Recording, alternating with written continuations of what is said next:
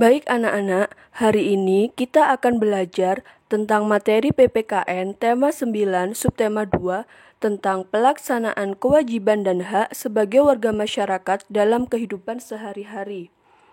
Materi hari ini ada 3. 1. Hak dan kewajiban sebagai warga negara. 2. Hak dan kewajiban terhadap sumber daya alam. 3. Hak dan kewajiban terhadap lingkungan. Hak dan kewajiban sebagai warga negara dapat kita lakukan dengan cara mengabdi, memelihara, membela, melindungi tanah air dari segala ancaman dan gangguan. Selain itu, kita harus melaksanakan hak dan kewajiban kita dengan baik. Kewajiban warga negara. 1. Menjunjung hukum dan pemerintahan. Hukum bertujuan agar keadilan dan ketertiban dapat tercapai dengan cara mematuhi peraturan yang telah dibuat oleh pemerintah. Yang kedua, menjaga kelestarian lingkungan sekitar dengan cara tidak membuang sampah sembarangan, rutin melakukan kerja bakti, melakukan reboisasi, dan masih banyak lagi. 3. Membayar pajak. Pajak merupakan salah satu sumber pendapatan negara untuk pembangunan. Dengan membayar pajak, kita ikut serta mensukseskan pembangunan bangsa dan negara. 4. Mengikuti pendidikan dasar. Pemerintah telah menetapkan pendidikan dasar 12 tahun. Setiap warga negara Indonesia wajib mengikuti pendidikan dasar dan pemerintah wajib membiayainya. Hak warga negara. 1. Menikmati persamaan kedudukan dan kepastian di muka hukum dan pemerintahan. Artinya, semua orang sama di mata hukum tanpa membedakan status atau jabatan atau kekayaan.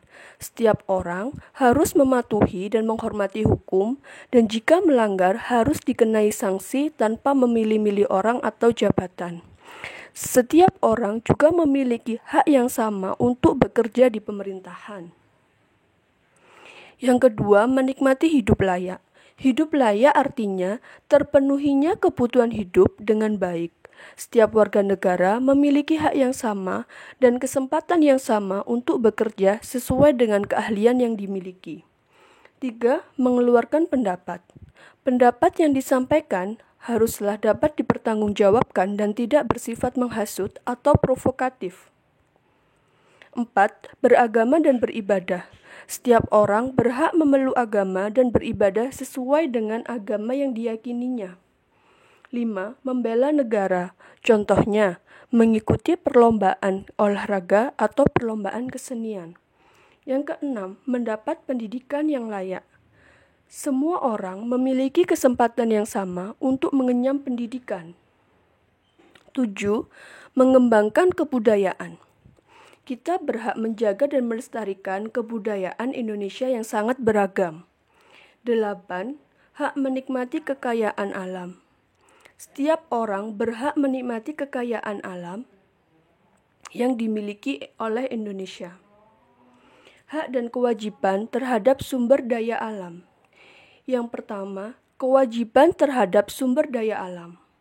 1. Mengurangi kegiatan yang banyak menghabiskan sumber daya alam. Contohnya yaitu menghemat penggunaan kertas sehingga kita bisa mengurangi penebangan pohon. Yang kedua, pemanfaatan teknologi dan peralatan yang ramah lingkungan. Contohnya, membawa kantong belanja sendiri yang lebih ramah lingkungan untuk mengurangi plastik. Yang ketiga, menjaga dan melestarikan alam untuk menjaga ketersediaan sumber daya alam. Contohnya, tidak membuang sampah sembarangan, melakukan reboisasi, dan masih banyak lagi. Yang keempat, melakukan reboisasi, yaitu penanaman hutan kembali.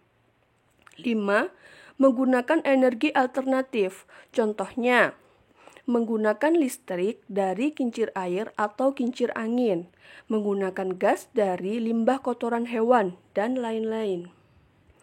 Yang kedua adalah hak memanfaatkan sumber daya alam. Ada 2. Yang pertama, pemanfaatan secara langsung. Artinya, kita dapat langsung mengkonsumsi untuk memenuhi kebutuhan pangan kita. Misalkan yaitu hasil pertanian, hasil perikanan, dan hasil perkebunan. Yang kedua adalah pemanfaatan secara tidak langsung. Artinya kita harus diolah dulu, kemudian baru kita bisa memanfaatkannya. Contohnya yaitu minyak bumi yang diolah untuk bahan bakar minyak.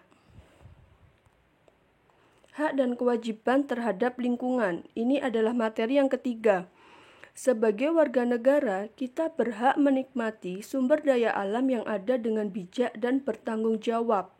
Contoh cara menjaga kelestarian lingkungan adalah melaksanakan kerja bakti, saling mengingatkan jika ada merusak lingkungan, melakukan reboisasi di lingkungan sekitar, mengelola sampah dengan baik, tidak menangkap ikan dengan bahan peledak. Contoh tersebut dapat kita lakukan dalam kehidupan kita sehari-hari untuk menjaga kelestarian lingkungan.